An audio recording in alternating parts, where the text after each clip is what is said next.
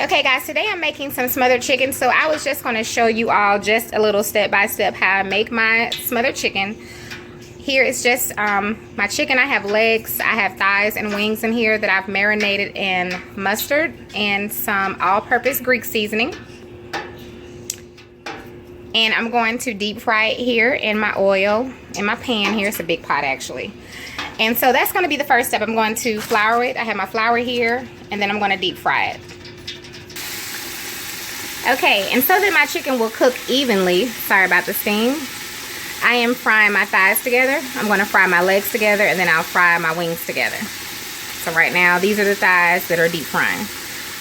So the first step is we're going to get our chicken cooked. I'm going to cook mine all the way through. Okay, so the chicken is coming along. These are still the thighs. As you can see, they have a nice golden coat to them. If you want your chicken to be nice and golden, just deep fry it.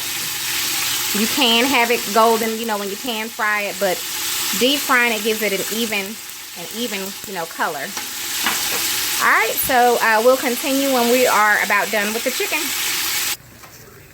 Okay, so as you can see, I just took the thighs out, and I'm going to go ahead and add the legs. So you see how they're evenly, the color is even, and that's because they were deep fried. So now we're going to go ahead and add the legs.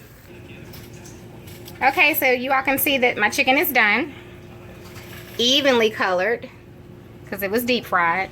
It is completely cooked. It's not, you know, I just cooked it all the way through. So now we're going to come over here and get our gravy started. Okay, first I'm going to add some butter. About 2 tablespoons. Pan is hot. Let me turn it down a little bit.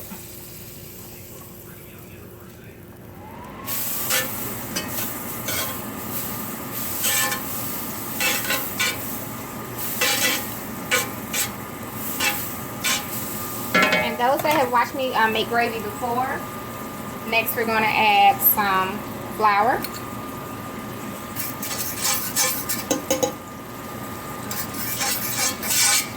And we're just going to blend it in with that butter the best that we can before we start adding our water.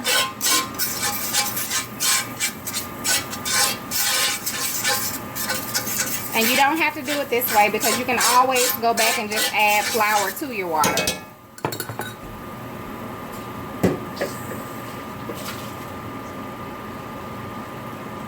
I'm going to add.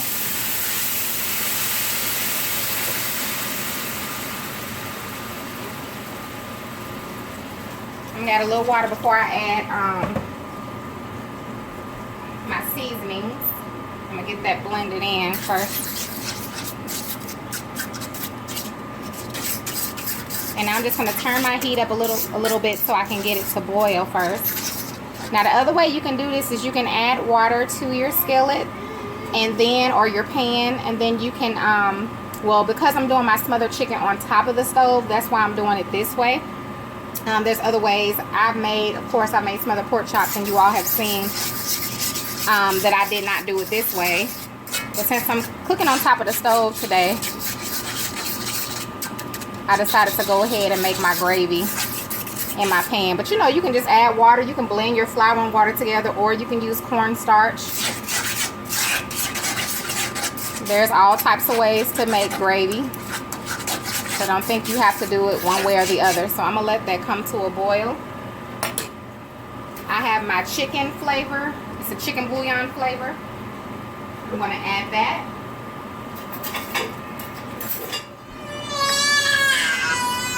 Okay, pumpkin. All right, Lana Poo. About 2 teaspoons.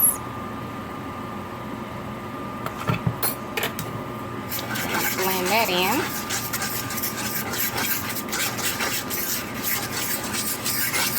And as you can see, my gravy is starting to thicken up because the flour is now blended in with the water.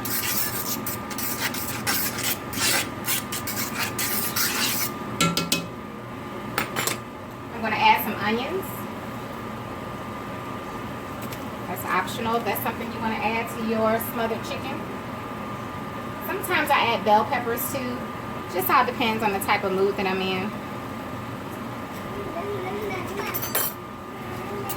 That's why it's hard for me when someone asks me like a recipe that I do, because I cook differently. I don't cook the same way every time. I can make smothered chicken one way this time, and the next time I make it, it'll be a totally different way.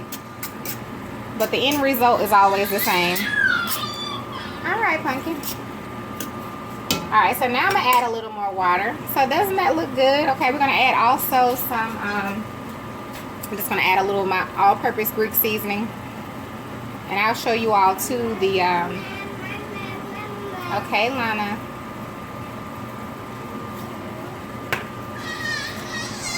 This is the flavor that I use, the chicken flavor bouillon. Alana, you are showing out. She's not fussing, she just wants to get picked up.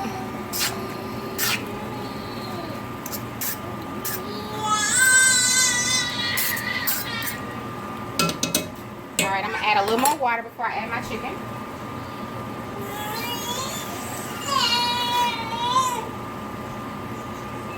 There you go.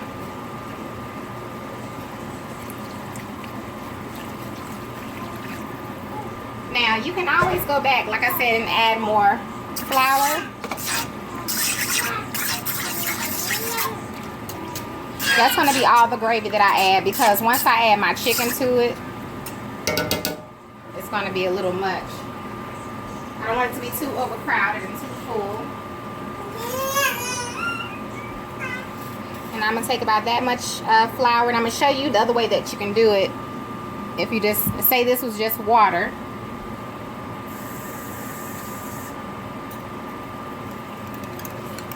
I added a little water to the flour, and I'm just going to blend it in.